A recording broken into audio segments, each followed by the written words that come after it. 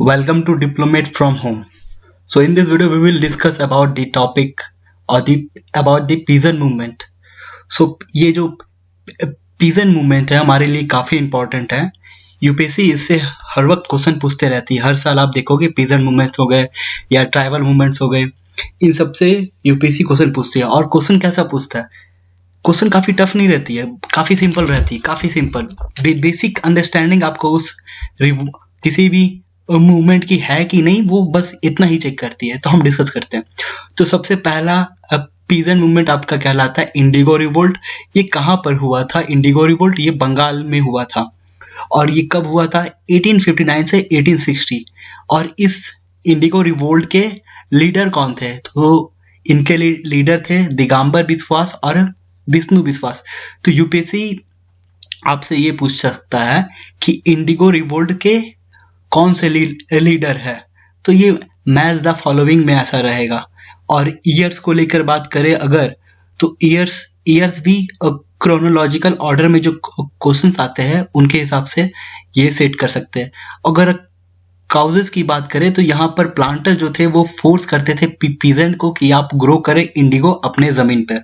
और जो fraudulent contract और एट्रोसिटी की जाती थी, ये जो प्लांटर्स थे ना, इन्हीं के द्वारा फ्रॉडलेंट कॉन्ट्रैक्ट मतलब कॉन्ट्रैक्ट करके फ्रॉड कर देना और एट्रोसिटी जाति करना, उन पे अत्याचार करना. किनके ऊपर? रैयत के ऊपर. रैयत मतलब क्या? पीजेंट.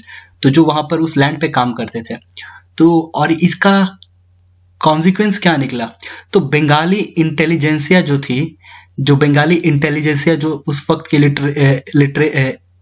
लिटरेट पर्सन जो थे, जिनके पास एक काफी ज्यादा नॉलेज, अच्छा नॉलेज होता था कि हम एग्रीकल्चर रिफॉर्म कैसे करें या क्या हमें, मतलब उनके पास एक बेसिक अंडरस्टैंडिंग होती थी सही गलत की. तो वो जो थे वो यहाँ के पीजेंट मूवमेंट को, इंडिगो रिवोल्ट जो हो रहे थे उन्हें वो काफी सपोर्ट करते हैं. और ये बंगाली इंटेलिजेंसिया ही वहाँ की मीटिंग या जो भी ग्रीवांसेस है, जो कंप्लेंट्स है इन पीजेंट की, उन्हें ये रिड्रेस करने का ये काम करते थे. और इंडिगो कमीशन, बस देखो, ये बंगाली इंटेलिजेंसिया के चलते ही जो ब्रिटिश गवर्नमेंट थी वो इन सब मैटर में वो देखने के बाद उन्होंने इंडिगो कमीशन को सेटअप किया. और यहां पर ये रिकमेंड किया गया कि raiyat can't compel to grow indigo. So ये हमने देखा इंडिगो रिवोल्ट, तो इसका कॉन्सिक्वेंस हमने देखा और काउजेस देखा. तो ये दोनों तो आपको याद रह जाएंगे. पर इनके जो लीडर है ये है दिगंबर बिस्वास और विष्णु बिस्वास थे इस इंडिगो रिवोल्ट के लीडर. और ये किस एरिया में? बंगाल. और ईयर ये सब याद रखना आपको. अब यहाँ पर है सेकेंड है पबना एग्रेरियन लीग. तो ये किस एरिया में हुआ था? ईस्ट बंगाल में हुआ था, स्पेशली पटना. पटना भी पहले बंगाल का एरिया में आता था, पर ईस्ट बंगाल यहाँ पर कह रहा है पटना के इलाका में ये पबना एग्रेरियन लीग ये हुआ था. और ईयर कौन सा? 1870 से 1880.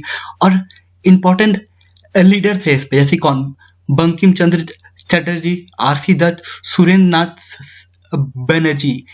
इन तीनों ने इस रिवोल्ट को सपोर्ट किया था. अब आपको बंकिम, इन तीनों के बेसिक फीचर जो है, इन्होंने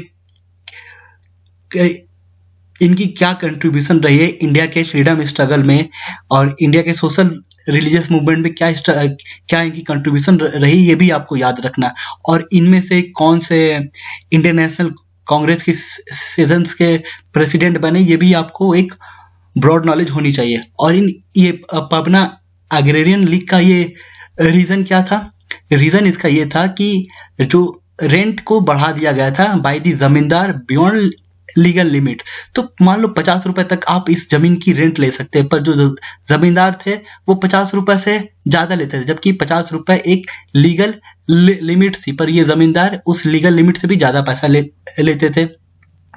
और tenants were ceased from acquiring occupancy rights under act 10 of 1859. अब जो टेनेंट्स है वो उनका सीज हो जाता था. सीज हो जाना मतलब कि वो कोई भी प्रॉपर्टीज को फिर उनकी राइट्स नहीं रहती थी कि जहां पर वो काम करे उसे वो ऑक्युपाई कर सके. तो अंडर एक्ट 10 ऑफ 1859. और जो जमींदार के द्वारा एट्रोसिटी की जाती थी किनके ऊपर? पीजेंट के ऊपर. तो ये था काउजेस. अब कॉन्सिक्वेंस क्या निकला?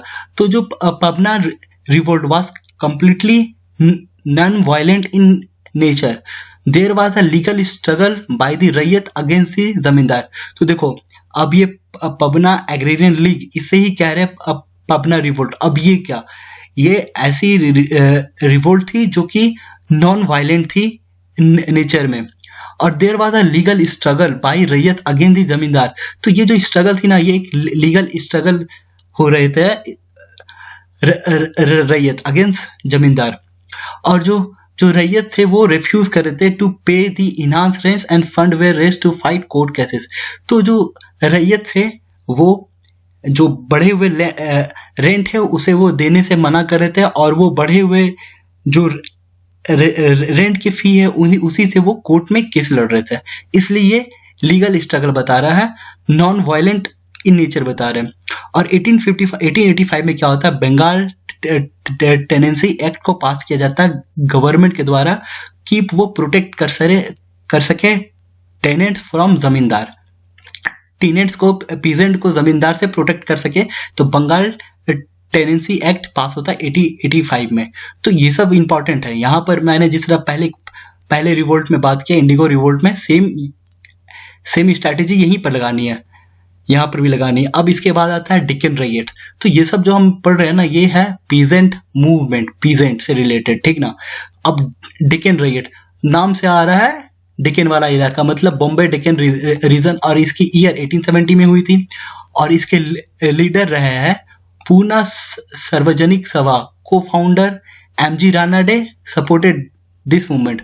तो लीडर्स कौन थे, तो जो पूना सार्वजनिक सभा के जो को फाउंडर थे एमजी रानाडे, वो सपोर्ट करते थे, उन्होंने सपोर्ट किया डेक्कन रैयत को।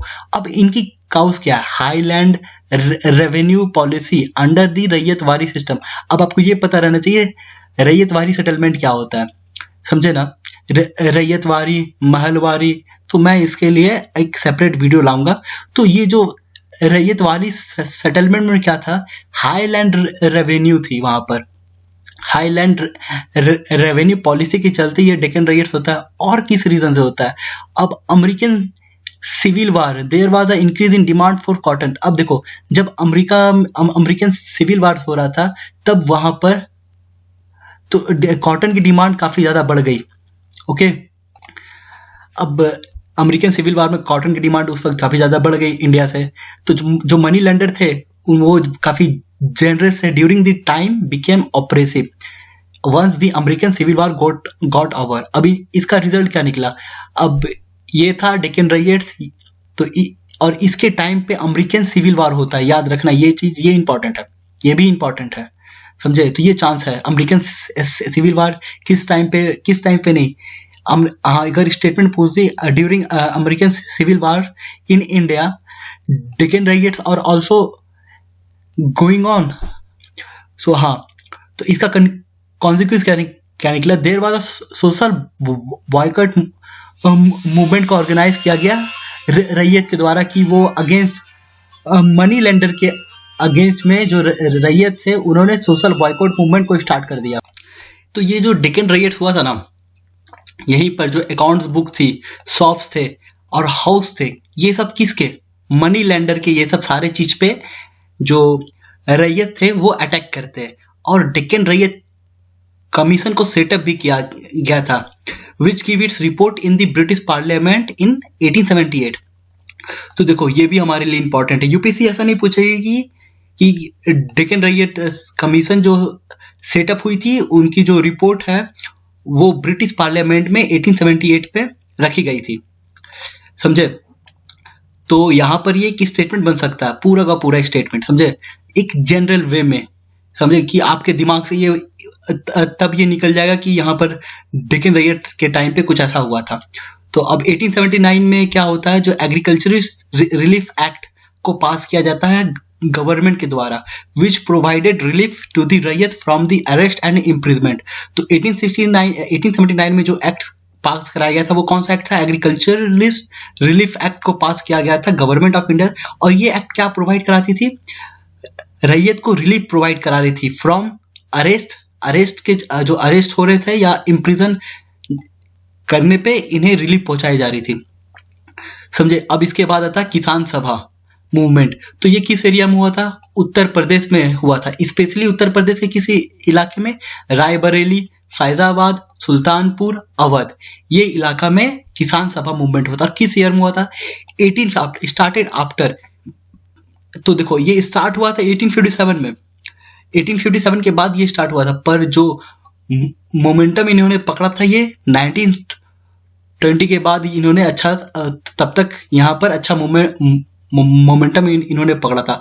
और इसके लीडर्स कौन से हैं ये इंपॉर्टेंट है। यूपी किसान सभा इन फरवरी 1980, यूपी किसान सभा जो फरवरी 1980 में बाई गौरी शंकर मिश्रा एंड इंद्र नारायण द्विवेदी, ये थे लीडर।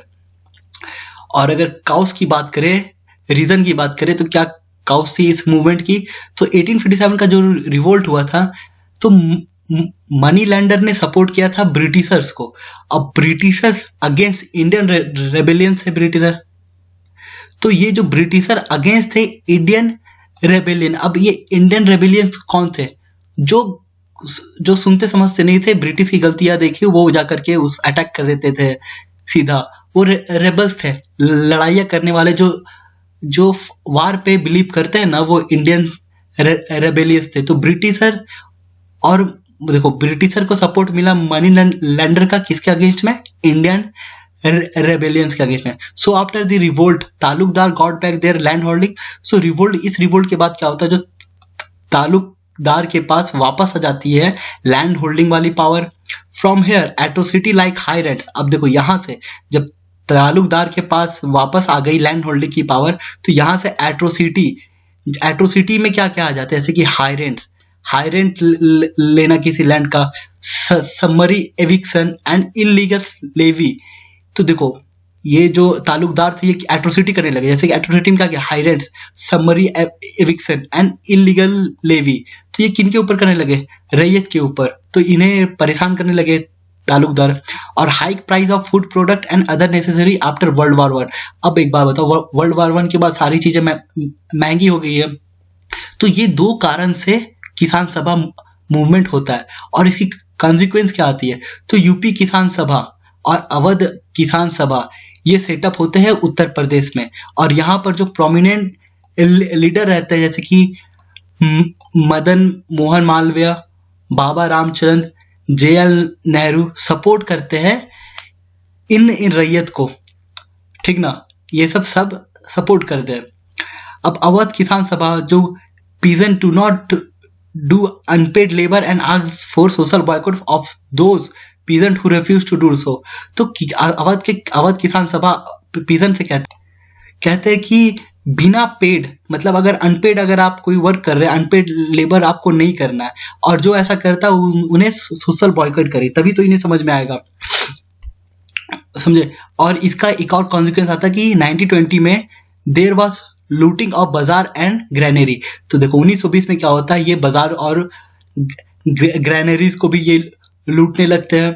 अब ये मूवमेंट डिक्लाइन हो जाती है with passing of Awadh rent act amendment act.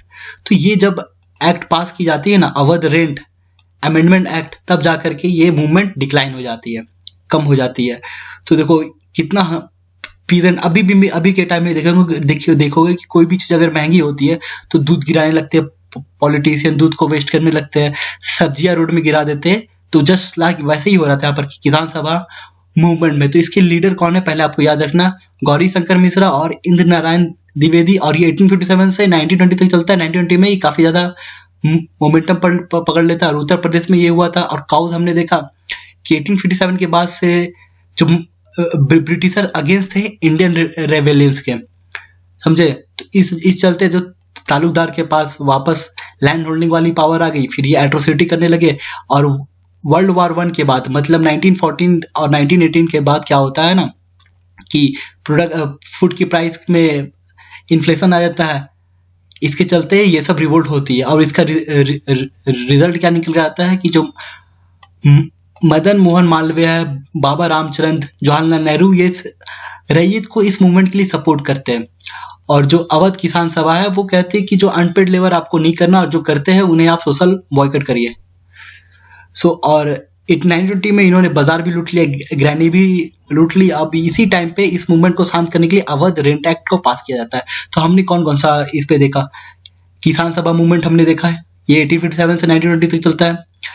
Deccan rights देखा हमने 1870 में, ये होता है। इसके लीडर कौन थे, इसके लीडर थे एमजी रानाडे ने सपोर्ट किया था। इसका रीजन कॉन्सिक्वेंस आप देख लो, पर यहाँ पर डेक्कन रैयत कमीशन को सेटअप किया जाता है और ये रिपोर्ट अपने ब्रिटिश पार्लियामेंट में देते हैं 1878 में। और 1879 में एग्रीकल्चर रिलीफ एक्ट को पास किया जाता है कि वो रिलीफ प्रोवाइड कर सके, अरेस्ट और इम्प्रिजमेंट किसको, प्रिजनमेंट, ये रैयत को। इसके बाद हमने देखा पबना एग्रेरियन लीग, तो यहीं पर ये पबना रिवोल्ट हुआ था, जो कि नॉन वायलेंट इन नेचर था और एक लीगल स्ट्रगल था। अब लीगल स्ट्रगल इसलिए था क्योंकि इन्होंने लड़ाइयाँ की थी कोर्ट में जाकर के, और 1885 में बंगाल टेनेंसी एक्ट को पास किया जाता है कि हम प्रोटेक्ट कर सके टेनेंट्स को जमींदार से। अब इसके लीडर कौन से थे, तो बंकिम चंद्र चटर्जी, आरसी दर, सुरेंद्रनाथ बनर्जी इस रिवोल्ट के लीडर थे। अब इसके बाद हमने देखा इंडिगो रिवोल्ट, तो इंडिगो रिवोल्ट के लीडर दिगंबर विश्वास और विष्णु विश्वास थे, समझे। तो हम आज 3 ही डिस्कस करते हैं, 15 मिनट में 3 काफी है। सो थैंक यू, एंड ये इस चैनल को प्लीज सब्सक्राइब कर लीजिए, और वीडियो अगर पसंद आता तो लाइक किया करिए, सब्सक्राइब करके शेयर जरूर करिए।